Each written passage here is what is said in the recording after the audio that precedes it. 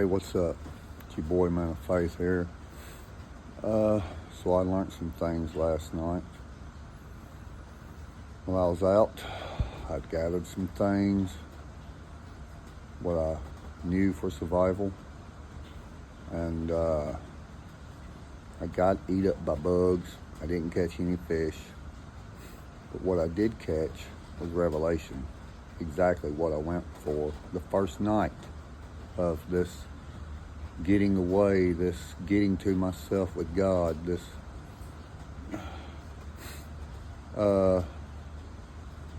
going back in my past and chopping these things up, man, that once hindered me in my life. Familiar emotions come up, and we have a way of covering our emotions up. Through our past, we get in this routine and we lose ourselves in it. That's all part of this world's pattern, and God has to open our eyes. Kind of funny, I was out there and I was being eaten up by bugs. I mean, the gnats was unreal, okay? Me trying to stay positive, I was like, oh, Lord, I don't know where to go in the Word, in your Bible. He said, well, why not just start from the beginning? So I did. And then I read, how God created everything. It took 7 days, 6 days, and on the seventh day, He rested. It's a lot like our lives. How I said that God is trying to align your universe up as well as He has aligned the universe up in the void. There's a lot of void in our lives, things that we have went through that Jesus wants to come in and shine His light on and shine out the darkness. He is creating in you the same way He created through the void of the universe. Literally.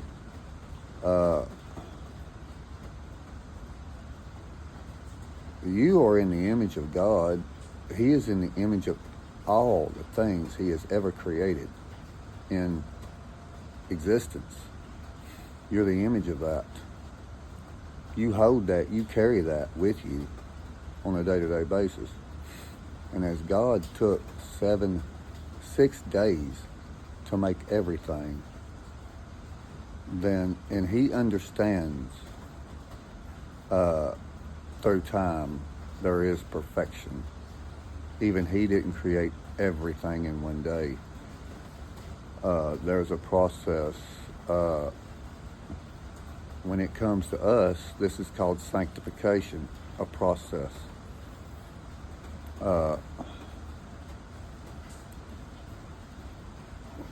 We count our lives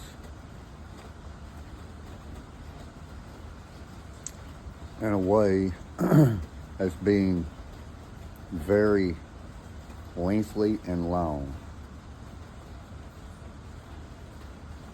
God does not.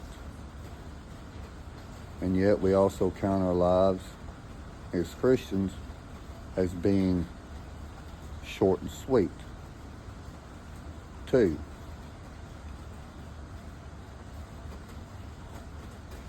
But understanding, trying to put the two together, a lot of times that is a hard thing to do. Oh, I'm trying to explain this morning. You cannot put new wine in old wineskins. But before you do, that old wine has to ferment. This fermenting process can take a minute. And when these skins feel like they're about to bust, that's when you know you're ready to shed that part of your life. God doesn't give you his whole full wine at one time. He gives you sips here and there that helps shine out the darkest voids in your life. And it's almost like he puts a new solar system in it. Life that is bursting with new possibilities.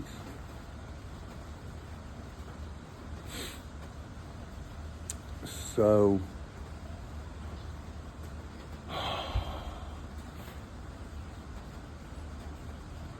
for the next few days, I'm going to be staying with my brother at least a couple more days. I don't know where God's going to take me on this, but I'm excited to find out. I'm excited to find out. So, hey, you know. Well, by the way,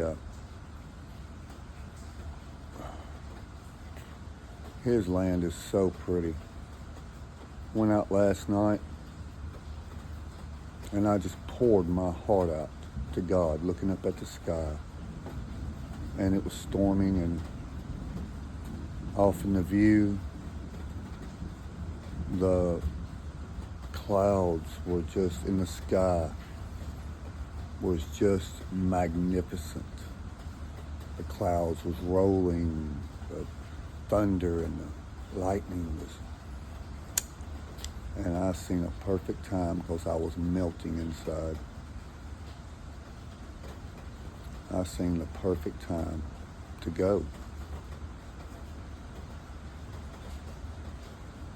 This process that I'm on here is strengthening the spirit and weakening the flesh. Jesus had to do this to do what he had to do.